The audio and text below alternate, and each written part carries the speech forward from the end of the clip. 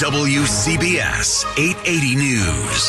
The People. Monday in the morning at News Radio 88 WCBS. Dave Flanders and WCBS News Radio 88 Mobile Unit number 1. The Moments. Reggie Jackson has hit his third home run of the game. An unidentified man who is apparently walking on a tightrope between the towers of the World Trade Center. The events that shaped our lives. All I can tell you is there were severe electrical storms to the north, just prior to the blackout here. Strike Schmike, enough already. The anxiety is setting in about how I'm going to get home, and I haven't gotten to work yet. Here's Wayne Cabot, Paul Murnane, and Brigitte Quinn.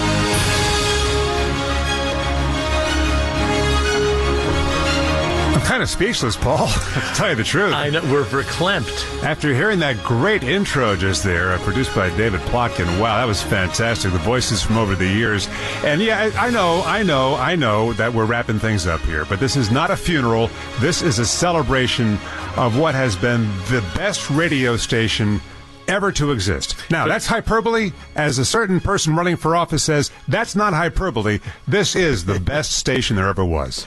And for the next 3 hours, we're going to be hearing from people. We're going to be bringing them, their memories to the radio. Maybe we should go in chronological order, in the order that we started here. And that, I guess, would be beginning with Brigitte Quinn. Good morning, Brigitte. Good morning, guys. This is so fun being in this seat over here on the other side. I don't have to push buttons today. Brigitte, the people who originally started here didn't have to push buttons. They had engineers. They smoked cigarettes in the studio, too. And there might have been a bottle or two around the studio as well. By the way, before we go, we better make sure there aren't any knocking around in a drawer somewhere. When did you start, Brigitte? I started in 88. Well, you both started in 88. In 88. Well, Wayne and I both were freelancers at 1010. I got hired here by Bernie Gershon. And he said, I can't really give you much more than a Saturday overnight shift. I said, I'll take it. That's fine. And then a few months later, Wayne? Yeah. Yeah, then you followed me. You stalked me here. No, I most certainly did. And let me know where I'm following you next, Brigitte, because you led me to a great place, and it's been 36 years for me here. And I know you've been here for just about as long off and on. You had this glamorous career in television and made quite a mark for yourself because you got the looks, and we're just a couple of radio shows. No, stop it. But working with you has been not just working with you, but being your friend. And that's the thing. We really are all friends. And if we weren't, I think we probably wouldn't have been a very successful radio station, because you need that to work as a team and get this thing sounding the way it does. Well, listen, I came here 29 years ago, so I'm the newbie, but I started as a reporter, so it's like I came to work here because it's been like 36 years. Do you remember being young, being here? Like, I remember being just terrified. Oh, they reminded us of how young we were. Oh, yeah, they did. But all these anchors, with all this experience, who am I to be anchoring here? It was really daunting, intimidating. Weren't they nice, though, to let us look over their show? Maybe they didn't even know we were, but we watched them work, and we saw the one thing that mattered: that they were comfortable in their own skin, and they were absolutely genuine. And that's the beauty, I think, about this place. We've never been told to put on some act or do it this way exactly, and be some kind of crazy radio personality that you would find on other stations. Do you remember Tom Franklin, the late great Tom Franklin? Of course. The first time I co-anchored with anybody here was with him in the afternoon, and I said, gee, Tom, I've never done the co-anchor thing. Does the script say Tom speaks here, Brigitte here? He's like, no. Don't worry. I'll speak, and then you'll speak.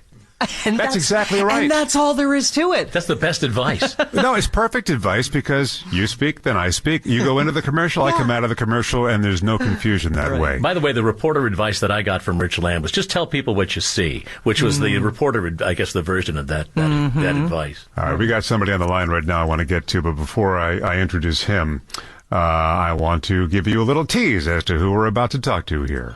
The New York City newspaper publishers readying a proposal for the Pressmen's Union. The machinists vote to strike. We'll get details from Steve Reed. Mets lose in the ninth to San Diego, 2-1. The rest of the sports with Barry Landers. You New York bets will have your triple from Saratoga. A report on the day in business from Ray Brady. Bob Harris with more on the hot weather. Mary Gay Taylor with a story on how some New Yorkers are trying to beat the heat. The balloonists have made it to Ireland. They crossed the Atlantic. He's Pat Parson. I'm Ben Farnsworth. 6 o'clock.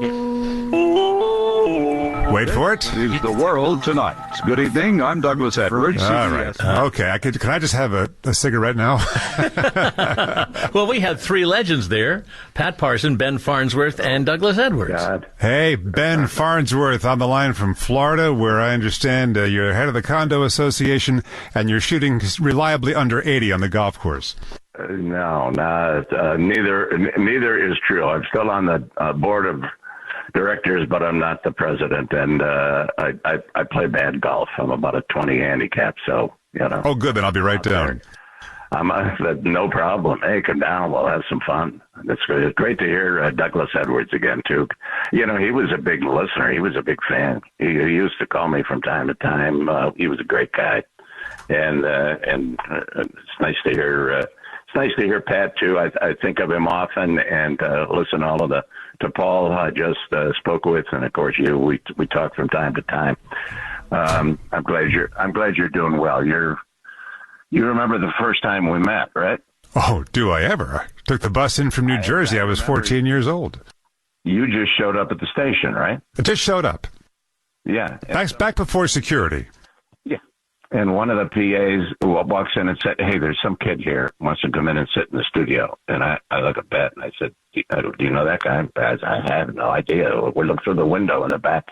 I said, "All right, I'll go out and talk to him." So I go out and I talked to him. And I said, I said, "Who are you?" He said, "I'm Wayne Cabot. I just want to come on. Can I come in and sit? Please, can I come?" And I said, "Sure." That's so I walked back in. I said, "Pat, I think the kid's okay. I don't think he's a serial killer or anything. Let's let him in." And so he came in, and you sat in the back of the studio. I don't know how many times you came on a regular basis. Oh, I sure did. I don't think you learned anything, but I mean, still. Well, I didn't wait to be invited, but I learned a ton. Ben, I got to point out, and I know you're going to laugh when you hear this. You and Pat were such a team. And on occasion, people will compare Paul and me to you and Pat, and that is, I don't think it's true, but it's the ultimate flattery. And you and Pat inspired some listener. I don't know who put this together. Somebody put together a Pat and Ben spoof that is classic. And we're going to play it for you right now. You remember what I'm talking about? Oh yeah, I know the tape. It's great. All right. That's great. Here we go. Bing, bing, bing, bing, bing, bing, bing. WCBS News Time, 5:15. I'm Pat Parson. And I'm Ben Farnsworth. We're going to be keeping you up to date on what's happening right now up to the chopper and Lou Tillman. Ben, the traffic situation on the lower Trigger is becoming hectic now. We've got some problems up here. I've been holders from passing guts. I'm going to have to set down to the East River, guys. I'm holding me. Okay, chopper, 5:15 our time on News 88. And we'll be checking in with Dr. Bob Harris at the Weather Center in a moment. Hello. I'm Sensational Sydney of Sydney's Carpet Reclaimers in East Haddock, Long Island. All my famous Australian goat coats are now 50% off. Imported sports suits and snow sneakers now drastically reduced. Just follow the signs to the Big Iron Gate and ask for Lucky Lem. WCBS News Time, 5:58. Over to Bob Harris. Okay, Pat. Okay, Ben. The weather picture, occasional Mr. Drizzle tonight, patchy fog. You have any little grout clusters I can chew on, Bob? Later, Ben. You won't want to eat in a minute. Temperatures tonight in the mid to upper colder areas around 20. With the normally colder interior sections, normally colder. Okay, thank you, Bob. WCBS News Time, 5:58. I'm Pat Parson. I'm Ben Farnsworth. A big bang in New Jersey last night. 21 people killed in 21-gun salute. And another son of Don killing in Queens. I heard that big boom in Jersey last night, Pat. I thought it was you. I haven't had pizza for a week. Coming up on WCBS in the next half hour, Mary Gay Taylor covers that gay bathhouse fire. Art Athens in Athens. Flanders in Flanders, and Roger Karras on the 10 best ways to asphyxiate your cat. Gonna be going down to Sally's after the show tonight, Ben? I don't know, Pat. I was thinking about going over to my sister-in-law's tonight. She's cooking lasagna. Yeah, I sure hope they get Lou out of the river. By the way, on snow days, Ben, I tell Wayne, don't forget to wear your Australian snow sneakers. Oh, classic stuff. What did you think when you heard that? Did you realize the impact you had on somebody created that brilliance for you guys? I know. The guy was brilliant, and I remember when I first heard it, I fell down laughing. I mean, he had all the dialects and everything, and he kind of had our stick, to be honest with you. Yeah, he could have worked here, actually. Yeah, no kidding. And still today, probably. What's the legacy of the radio station, if I may ask you a very large question that's impossible to answer? The legacy of the radio station is that it changed the course of news, I believe, in many, many ways. It brought serious news stories with just a hint of fresh air, for lack of a better word. It changed the way people thought about news, I think. I think it was very instrumental in doing that. And back in the day, we kind of had to do that. I always had the feeling. I worked with a guy by the name of Norm Nathan at WEI in Boston years ago, and he was one of the wittiest guys, bright as they could be. And he talked to people on the radio, and that's kind of where I learned it. I wanted to talk to people. And when I came to WCBS, it was, and this is, I'm not demeaning any of the people who were there. It's just the way it was done. I'm Ben Farnsworth, and you're listening to WCBS. In the headlines, you had kind of that kind of impression. And when I was hired, I said, I'm going to be very, very different, and you're not going to like it. And they said, don't worry about it. It'll be fine. And when I came on, it got a lot of, there was some considerable resistance from anchors inside the station. They were all good guys. It was just really new. And I knew, I worried about it the first month that I was there, that kind of, just talking about it and taking the edge off the news was going to be a little difficult. And then about a month in, I've told you this story, but we're on the air and they're doing a story about a bathtub race, and the winner got like $500. And Pat says to me, "I wonder what the loser got." I said, "It's simple. They sent him to the showers." And boom, we went on, and about literally 5 minutes later, I look out the big window, which used to be to the side of us there, and Sam Cooke Diggs is standing there. Sam Cooke Diggs ran the entire radio operation, and he's looking through at me, and I go, "Oh my God, what did I say? What did I do?" He looked a little like Cesar Romero, the old actor, and when he talked, he would say, "Well, we're with WCBS is one of the most substantial news." He had a very deliberate thing, so I go, and he waves to me, gives me a wave, and I come outside, and I stand there, and he said, "Ben, I just heard what you said about the bathtub. I wanted to tell you I almost fell off my chair." And you knew you were in. I knew I was in. He That's turned around, beautiful, and upstairs he went. And so that's when it was invented. At that moment, yeah, you set the standard, and so many of us have tried to be as good as Pat and Ben. Well, we had our times, we had our differences. Everybody that's it's kind of known that we had our problems. Oh, we hadn't heard. Yeah. But listen, you put two big egos in a room about as big as your bedroom for 4 hours, and it's probably not going to be pretty. So, Ben, you inspired me and Paul and a generation of people, and you inspired listeners who weren't even involved on the radio, just loved the camaraderie and the intelligence and warmth and wit that you guys brought for so many years. And then you came back, and we got to work with you in more recent years, and that was just such a treat. Ben Farnsworth, the legend on WCBS, and I'm going to leave you, Ben. I'm going to say goodbye to you and play a little clip you probably forgot all about. You did a feature piece on something that was new at the time. It was a watch that you would listen to. It made an audio... It made noises. So instead of looking at it, it made beeps. And here's how that went. 1, 10, 20, 1. 1 and 20 and 1, or 121. You have to know whether it's morning or afternoon. So, when you're with a special friend and the lights are down low and you're just about to...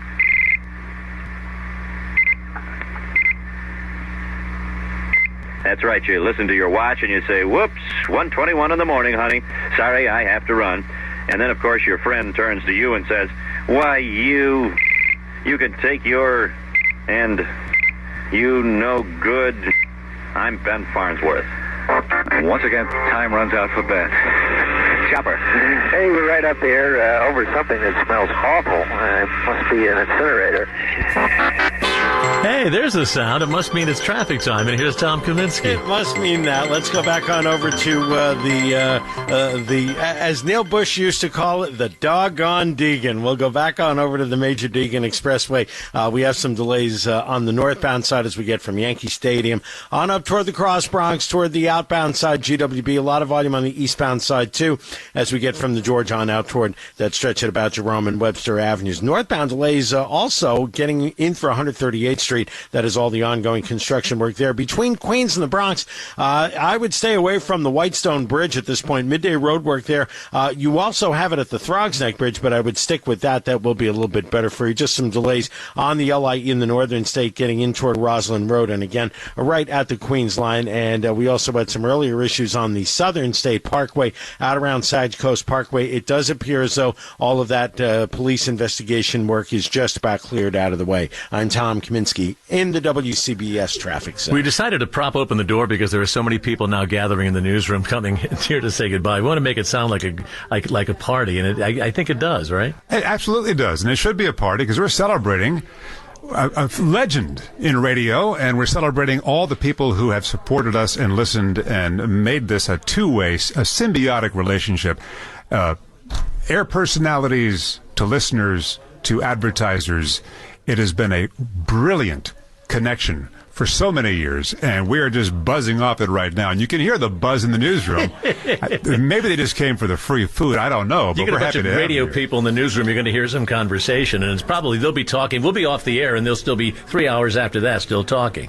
Sunny today, mixing with some clouds as I indelicately pivot to the weather. 75 for the high this afternoon. Well, people come to the station for the weather. Clear tonight, 60 to 65, 50s in the burbs. Sunshine tomorrow, warmer, 75 to 80, and 2 nice weekend days and the highs into the 80s. Last check, we had 63 in the city, 63 in Manhattan at WCBS 880, Brigitte.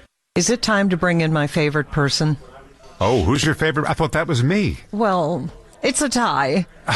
Nicely done. We're not doing commercials, are we? Oh, no. No, okay. I know we're supposed to. Can I introduce him? Sure. What are they going to do? Let us go if we don't play the commercials? From way out west, Jeff Kaplan. Oh, my goodness. Other than anchoring with Wayne, my happiest times on air were with you, my friend. It is good to talk to you in the circumstances. I'm not sure if it's great. I mean, 2,000 miles away, my heart is really heavy over all of this. It really is. But at the same time, it's an opportunity to talk with you guys and be on WCBS one last time. Wayne has been one of my best friends for 40 years. Brigitte, I think we go back about 30 years. Mm-hmm. And I want to tell you guys, I moved to Salt Lake City. I'm on the air every afternoon on KSL News Radio here. I love my job, but I want to tell you how much mileage I've gotten out of the two of you. Wayne, I talk about how we're best friends and how gratifying it was that you got the chair in the mornings after I left. Brigitte, I bragged about your TV career and coming back to radio to the point where everybody's a little sick of hearing it. And it's also being at WCBS for all those years. I think I sat in the chair after Jim Donnelly for like 14, 15 years. I could say things in my newsroom here like, oh, yeah, I've met Hillary. And like Trump, sure, had him on. Absolutely. And that's the kind of station WCBS has been. I can move 2,000 miles away and name drop about you guys for the rest of my life. I mean, you think about that famous blooper when Rich Adcock, the blind desk assistant, picked up the phone, and the way he would answer the phone is by pushing every button until he found the person, and he interrupted a guy who was on the air being interviewed, and that guy was Henry Kissinger. Hey, wonderful memories. Hey, I want to say hi to one of my favorite people, and who's near and dear to you, and that's your mother, Elaine. I love Elaine. She's a faithful listener. I'll say something, and it'll somehow get back to you in Utah.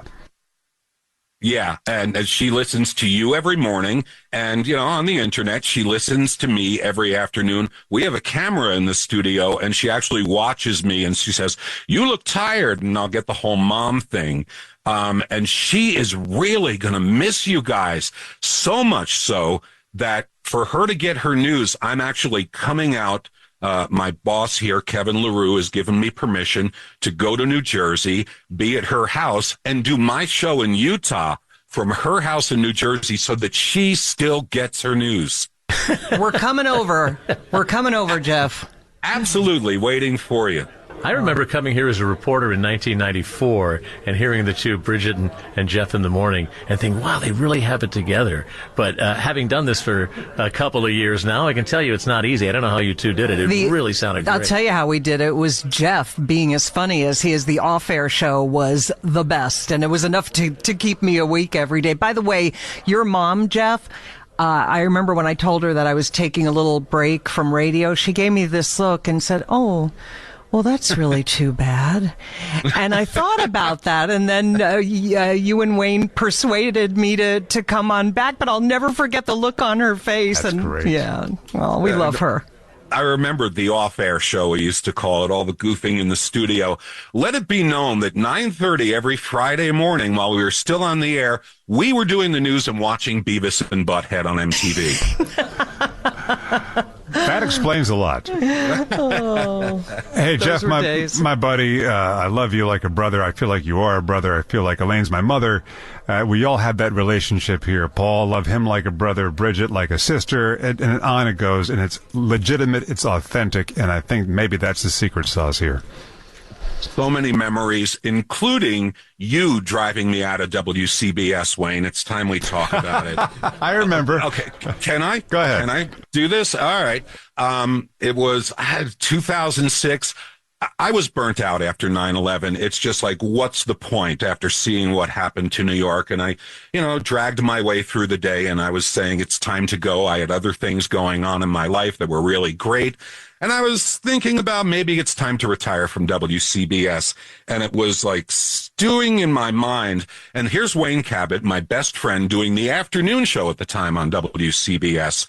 And he apparently complained to our boss, Chris Quimby, that there were oranges in the trash can, orange peels in the studio, and they were smelling. Must be from Jeff.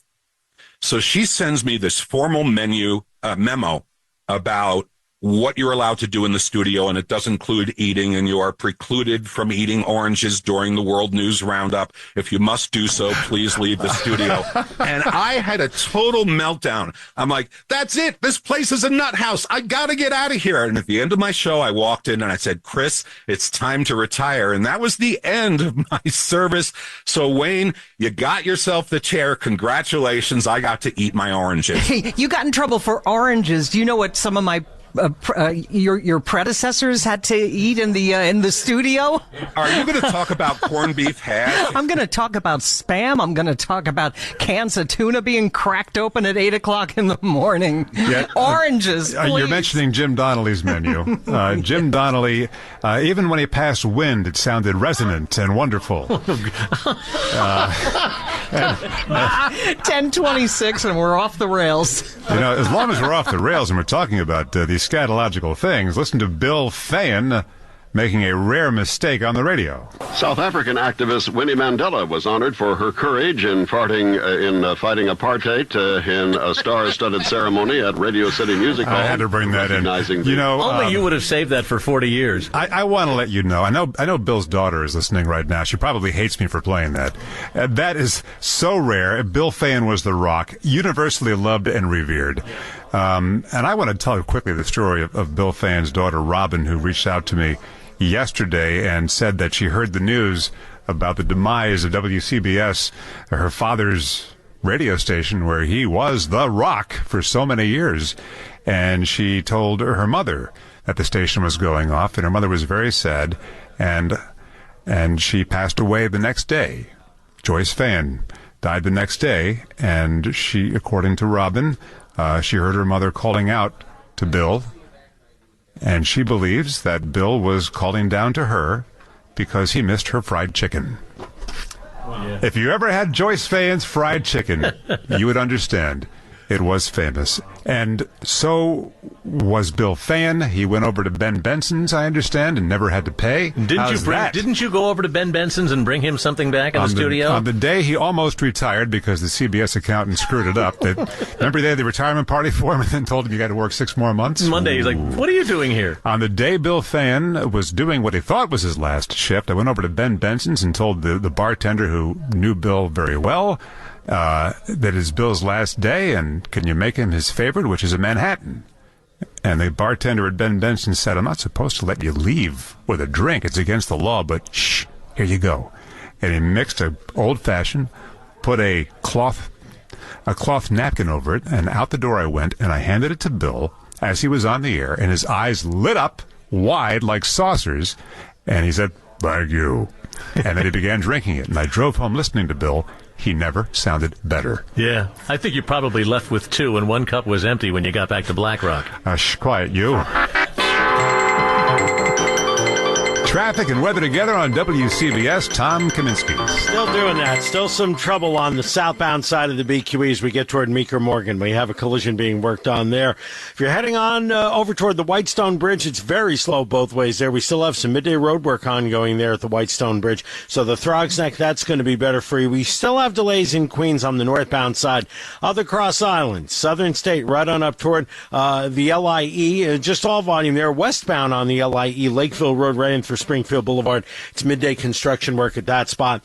We've also had delays inbound side GWB, about 10 minutes. The Holland Tunnel with about a 10 to 15 minute delay, and the Lincoln, that looks to be in good shape. I'm Tom Kaminsky in the WCBS Traffic Center.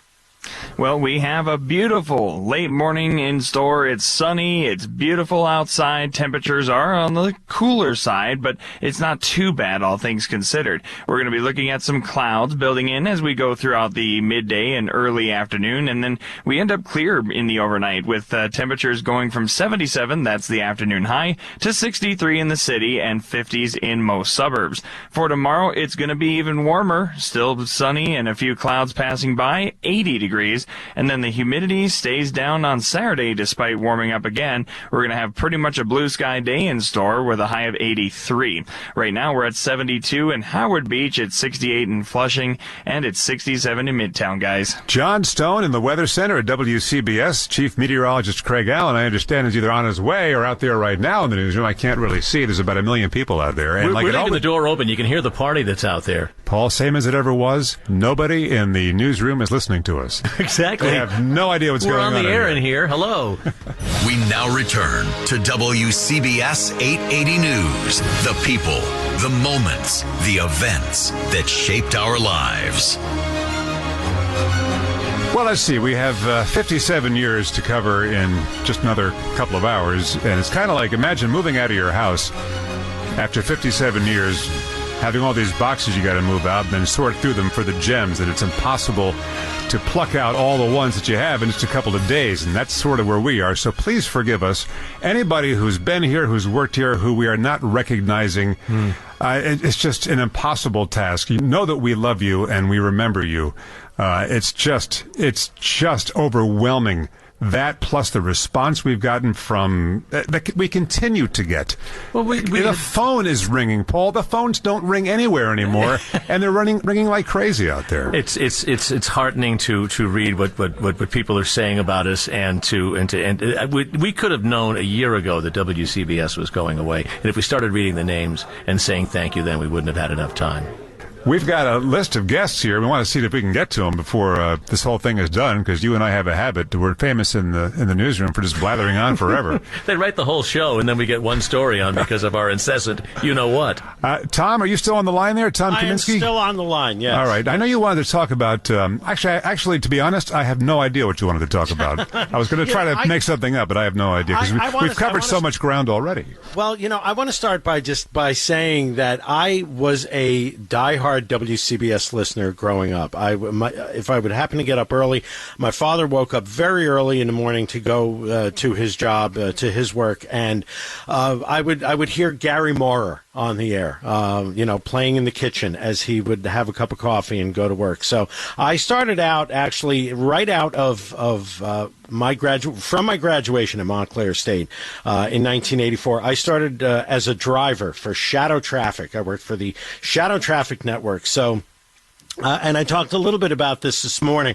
As a driver, it was you would have a bag of maps, a two-way radio, a different route to drive every day. Did that for a couple of years, and in that time, I gained an immense knowledge of the area roadways. And when I was able to get the afternoon helicopter job in 1988, that came in very handy because it gave me just enough knowledge to start to do that job. I knew what I was looking at. I was just looking at it from a different angle.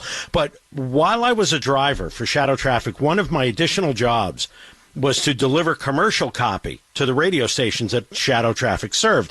So commercial copy, now it's all digital. It comes to you, it's emailed.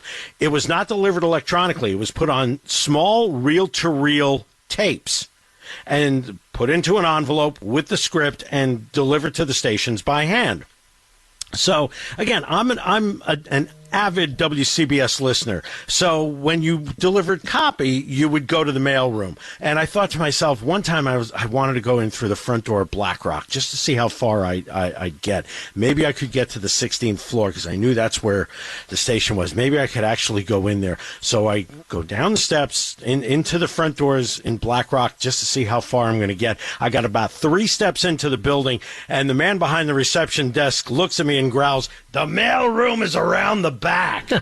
So that was about it. So on my very first day at WCBS, I walked down the steps of BlackRock and I looked at the letters. I took a long look up, and I thought, I've made it. And that was the September 26th, 1988.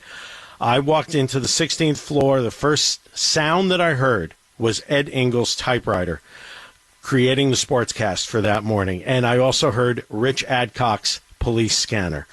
And before I even turned the corner into the newsroom, I knew that I was home. You mentioned Rich Adcock, who worked here at WCBS, I don't know how many years, 20, 30 years, and he would sit at the desk. He was blind.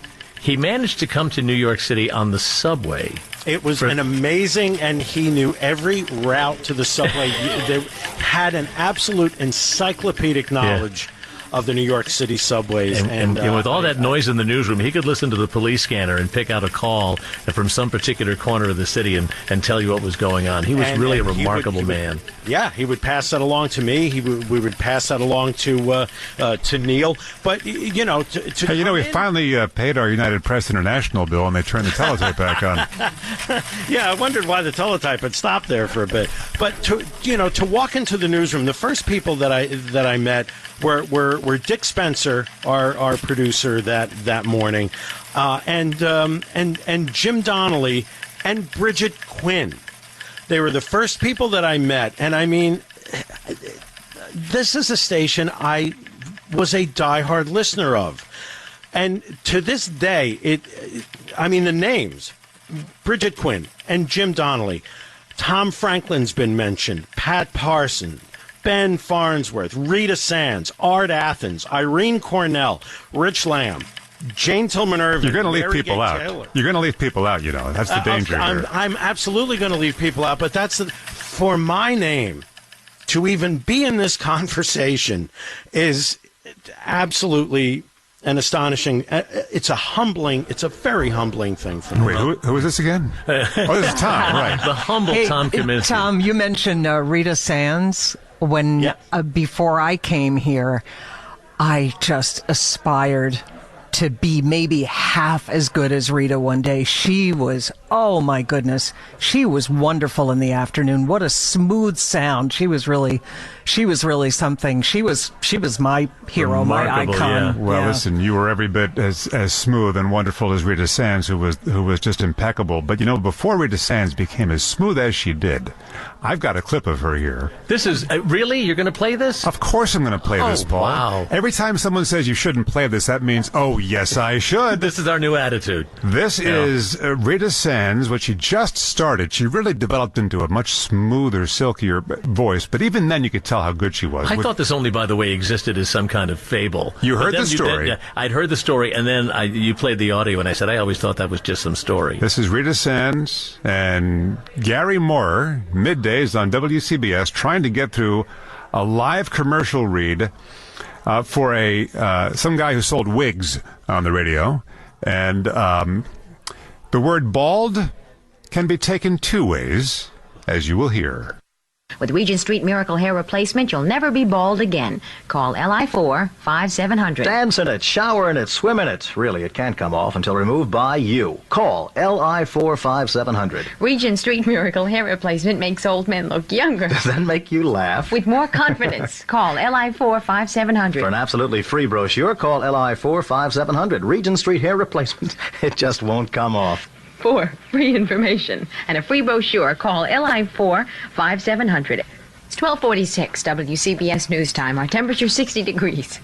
I'm Rita Sands. She said she's Rita Sands. I'm Gary Moore. A check on the morning headlines. New York City. Leaders of the city's firemen's union this morning turned in a box of... Gary Moore told me when that live copy, they used to turn the chairs so they wouldn't be looking at each other when they were reading that. So they wouldn't laugh. Oh my goodness! Isn't that great? Hey, listen, she still sounded great, even laughing. Hold on for a second. I'm trying to write down that phone number for the. Boy, Tom Kaminsky. Oh, I gotta work now? No, gee, now You're I still gotta being work. paid. Come on. Yeah, that's true. I am until tomorrow. Anyway, one more shift and one more flight until tomorrow. Midday road work on the LIE westbound side at the Cross Island. The right lane is out of service there. Clearview southbound side right around the LIE. Some midday road work there. We still have a collision. It's still a lot of volume on the southbound BQE after the Kosciuszko down toward Meeker Morgan. We still had a collision and the left lane was out of service at that spot. Inbound side GWB at about 10 minutes. We've had delays at the inbound Lincoln at about 10, and the Holland Tunnel still a little bit heavier, about a 20-minute delay there. We go back out to Nassau County. Midday road work on the northern state westbound side right around Lakeville Road. I'm Tom Kaminsky in the WCBS Traffic Center. Tom, 67 in the city right now. We're heading for a high around 77 this afternoon. And it's going to be a clear night tonight with just about a full moon as it begins to...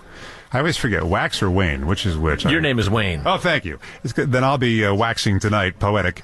60 to 65 for the low. It'll be in the 50s in the suburbs. And then tomorrow, sunny, a couple of clouds near 80, and 67 in Manhattan at the moment.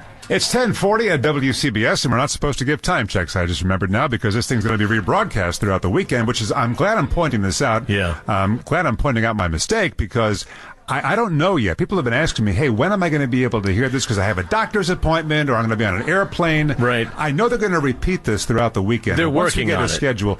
And so can they post it to the it's going to be on the app, the website? Well, let's ask the newsroom. They seem to be paying attention to everything we're doing as usual in here. So many familiar faces out there, and not one of them is interested in us, Paul. They're all talking. They haven't seen each other in years. Come on. Hey, Jane Tillman Irving, are you ready to come on the air with us? Jane Tillman Irving, hello. It's everybody remembers Jane Tillman Irving. And Jane, should I embarrass you first or second? What do you want to do? You want to talk first or should I embarrass you first? Oh, go right ahead. All right. Well, that assumes that I'm ready.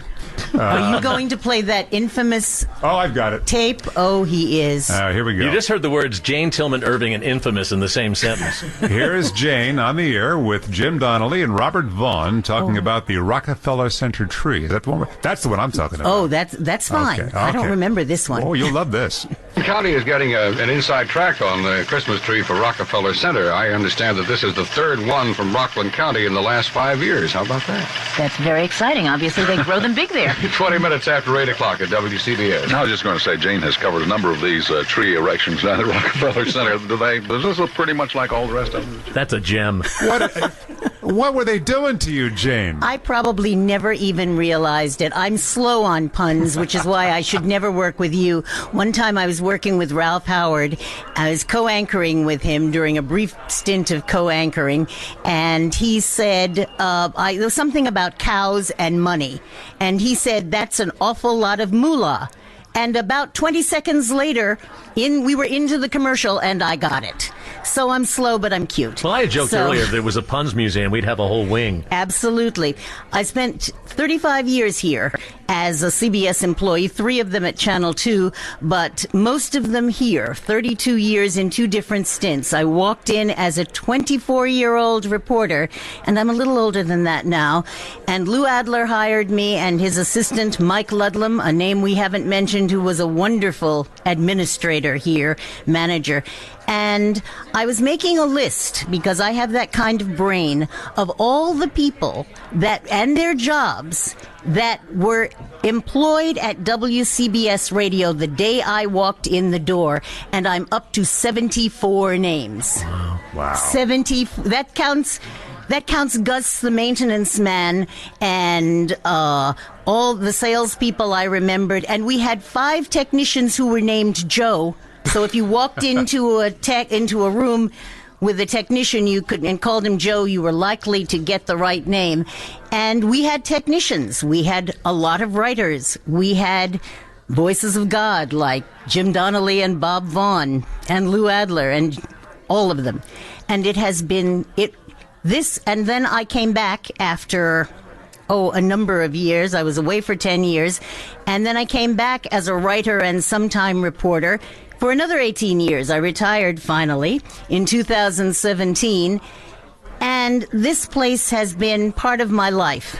I have been listening to it since I was in college, when I was a college senior, and Ed Bradley, who was a street reporter here, the legendary Ed Bradley, was on the same story. It was a major fire at my alma mater, City College of New York, and he told me about another job which led to my first radio job at WWRL, but I always wanted to be here. And within a very few years I was so happy. You know, Jane, I was tired, but I was happy. We were talking about the classy, sophisticated, the important sound of WCBS, which is what caught our ears as kids. And I'm listening to your voice, and I hear that, and you were a part of that. Thank you. Thank you. That means a lot. The WCBS sound was remarkable, and we were coming out of the network with people like Douglas Edwards, whom I met, and we knew that Mr. Paley was upstairs listening, and that was something that we paid attention to as well. And if I can tell you one more story about how important being correct was. Lou Adler was our news director, and I was working the morning shift, and there were people from El Salvador involved in this story. And somewhere along the line, I was calling them Salvadorian, because that's what I thought they were. And somewhere in the afternoon, Marty Duskin, I was half asleep because I had to be here at 6 a.m. the next day. Marty Duskin, the afternoon reporter, called me and said, "Jane," which is how Marty sounded, "Jane, Lou Adler was listening. And he said, people from El Salvador are Salvadorans, not Salvadorians. Please redo all of the 4 or 5 pieces you have filed." So I did. And you know what, Jane? I'll bet if you were the boss, you would have made your employee do the same thing, wouldn't you? Oh, I was the resident grammarian here at WCBS. Yes, I was. And by the way, yes, the reason he corrected you is we were getting phone calls from El Salvador. That's how our signal reaches. And we love getting your notes and your tips, and sometimes when we say something, there'll be a little ding and there'll be a text, and I'll see JTI, and I'm like, oh, a little correction being made over the phone. We've got Rich Lamb standing by. Rich Lamb. Yeah, someone just gasped, and I don't know why. I think maybe Rich owes that person money, but we're gonna get to Rich in just a second. We got a little traffic and weather to get to, and I'm gonna set it up this way by playing something that Rich Lamb wishes I didn't have a copy of. And then we'll get to Rich. This is Rich covering the marathon, the New York City Marathon, way back when, probably right there on Fifth Avenue somewhere. Somewhere in the crowd within there is WCBS reporter Rich Lamb. Rich, what's it like?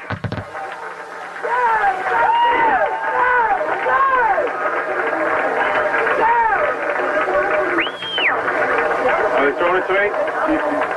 Tap me when they do. My radio just crapped out. Okay, you've been tapped, Rich Lamb, I hope.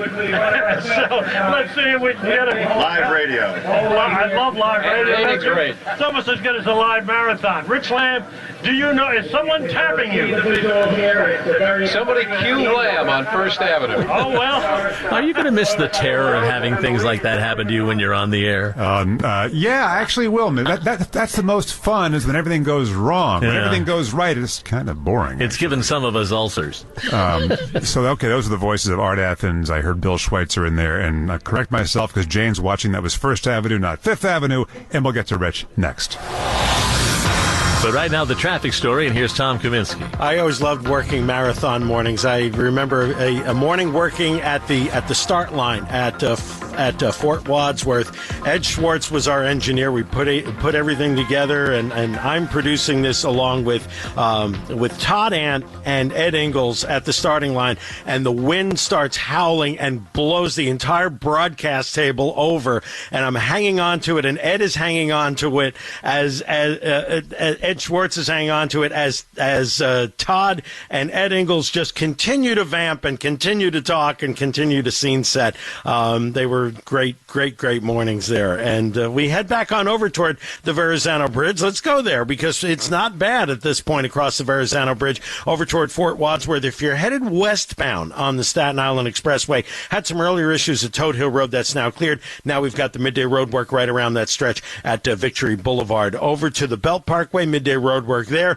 from the Verrazano right on out toward Bay Parkway and out toward Cropsey Avenue, seeing delays there, as well as out toward Cross Bay Boulevard. Southbound BQE collision cleared away in that area of Meeker Morgan, but still some very heavy volume there. Over to the east side, some very heavy volume now on the FDR Drive. Southbound getting toward Houston Street, we had a crash, at least one lane block, some northbound delays there too. Also northbound delays on up towards 79th Street. All volume at that spot. I'm Tom Kaminsky in the WCBS Traffic Center.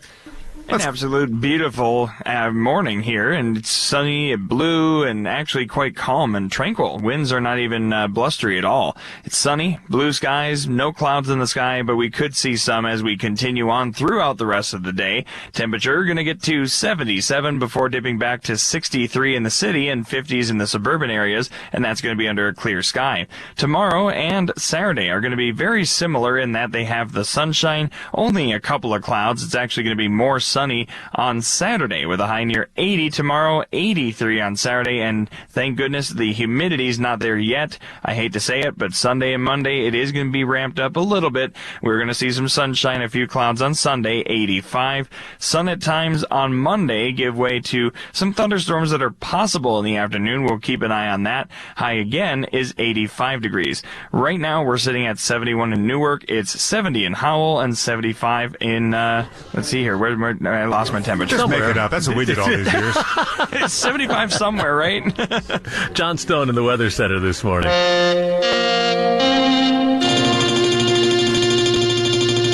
That was Let's Find Out's opening theme for many years. Suddenly I feel I'm driving through upstate New York at 7:30 on a Saturday night. Is that when it ran, or 9 o'clock on a Saturday night? Different times. Lou Adler started it out. Somewhere we have an air check of Lou Adler with Malcolm X from 1963. We have to bring that out. That came, by the way, from someone who listens to us, right? Yeah. And who just came forward and said, oh, by the way, I have this recording. Someone sent flowers to the newsroom. Isn't that fantastic? And we're just overwhelmed by the outpouring. And Rich Lamb was the voice of Let's Find Out for many, many years, and he's on right now from a cruise ship or something. Well, it must be nice to be retired, Rich. We are in Piselli, Umbria, in the midsection of Italy. Peggy and I are here staying with Phil Polella and his wife Mari. Phil is just retired as the Vatican correspondent for Reuters, and he has a beautiful house here in this green heart of Italy. Rich had to mention those names to get comped on the trip. You know that, don't Hey, Rich, does this mean you're not going to make your 11 a.m. assignment in Bushwick? Yeah, that could be true. But we also have to mention Enrico and Viacia. They're loaning us their Wi-Fi, so that's why I can get on with you guys.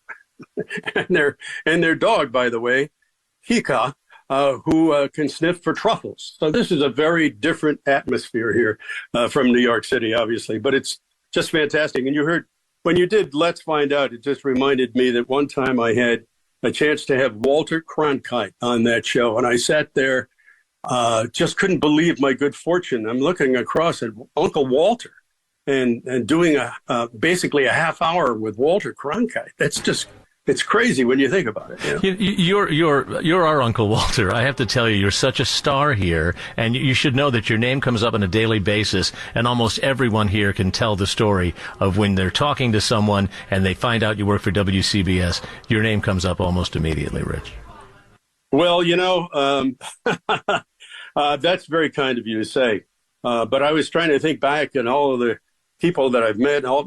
I'm afraid to try to honor everybody who worked with us, because you're going to leave somebody out. And I remember just standing in front of the CBS building. I was working at WXLO, which was 99X, and I was going in to do my audition.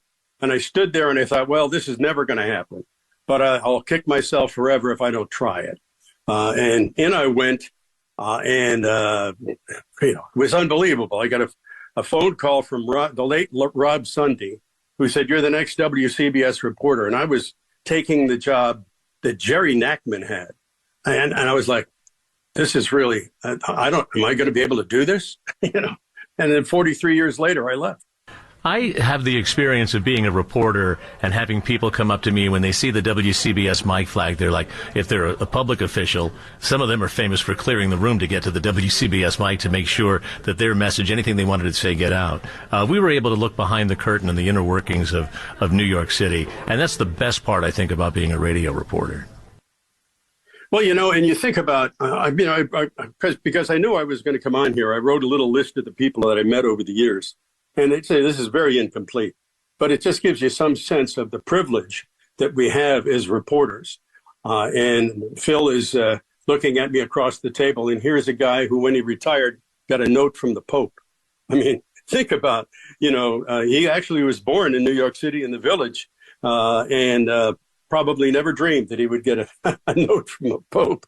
But anyway, here's a listing of a few people I met. Bill Paley, Ronald Reagan, Nelson Rockefeller, John Lennon, Barack Obama, Pope John Paul II, Mother Teresa, Cardinals O'Connor, Egan, and Dolan, Detective Stephen McDonald, Elton John, Mayors Beam, Koch, Dinkins, Giuliani, Bloomberg, de Blasio, and Adams before he was mayor, Senators Moynihan, D'Amato, Schumer, Gillibrand, Javits, and more.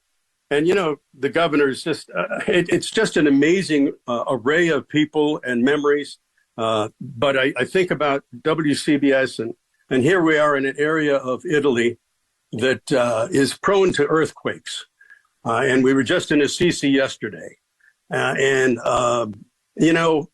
far as I'm concerned, WCBS's departure from the scene is a radio earthquake for New York City. It just is. It's just an indescribable vacuum that will be left by the absence of WCBS 880 News. Well said, Rich Lamb, and it is devastating for so many people, but I want to keep things positive because I am at both in awe of the people who have come before me and people who are working with me now, the listeners who have showered us with so much praise. And I'm also very appreciative of the opportunity to come on the air right now and discuss all this and talk about it. Not many corporations would allow people to do that.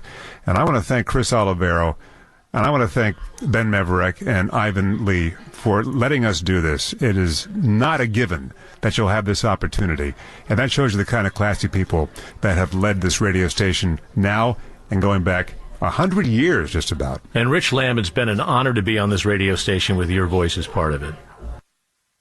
Well, an honor to be with you guys. And your repartee in the morning is unequaled. The two of you just play off each other, and you get the job done, you get the news across, but I'm never bored. And that really is a unique gift that you, I guess if you had a unique gift, both of you couldn't share it, but maybe you can in this case. We're all such geeky grammarians, aren't we? Well, and we had Jane Tillman Irving on. She was really a phenomenal editor. She is the one who would catch me in the subject-predicate disagreements when no one else could. Those are the kinds of disagreements we had back in the day. Rich Lamb, our WCBS reporter, who I remember was able to cite from memory this promo that aired on WCBS. He would be able to do it word for word. Ready? Here we go. News is more than facts. News is information you need, presented in clear, direct language. Information about your town, your state, your world. I'm CBS News correspondent Walter Cronkite, and weekday afternoons I'll be here on WCBS New York with news and comment on one of the stories that's important to you. Pat Parson and Ben Farnsworth keep you up to the minute, and I'll be here at 4:36 with Walter Cronkite reporting.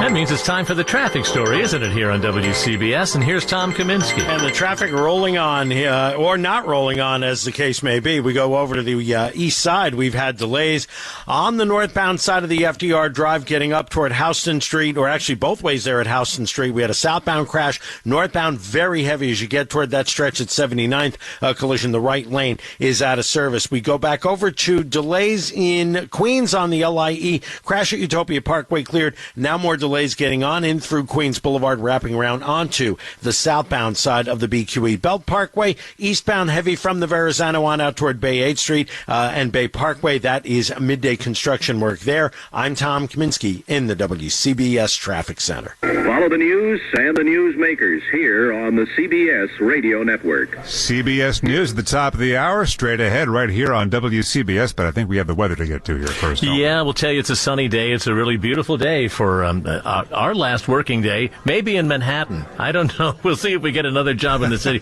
We'll miss the bagels and the parking. Sunny today, cloudy later on. Some clouds maybe mixing in, but really it's a nice day with a high of 77 today. And delightful is the word they're using for tomorrow, with sunshine and a few clouds around. The high will be right around 80. And then for Saturday, sunny much of the time, pleasantly warm 83. Sunday, warm, more humid, some sunshine, the high of 85 for wrapping up the weekend and WCBS on Sunday night.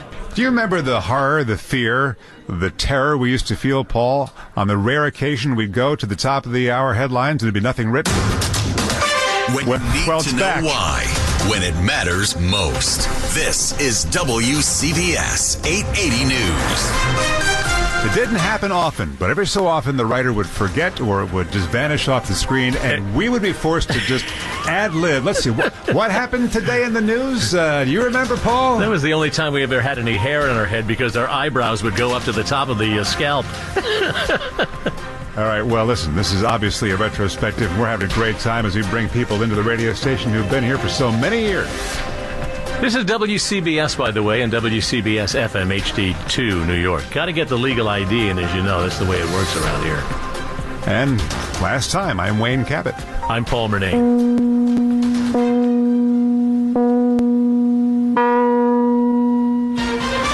This is CBS News on the Hour, sponsored by O'Reilly Auto Parts. I'm Steve Kathan. America got an introduction last night to Tim Walz, the Minnesota governor, who's now the number 2 person on the Democratic presidential ticket. I learned how to work across the aisle on issues like growing the rural economies and taking care of veterans.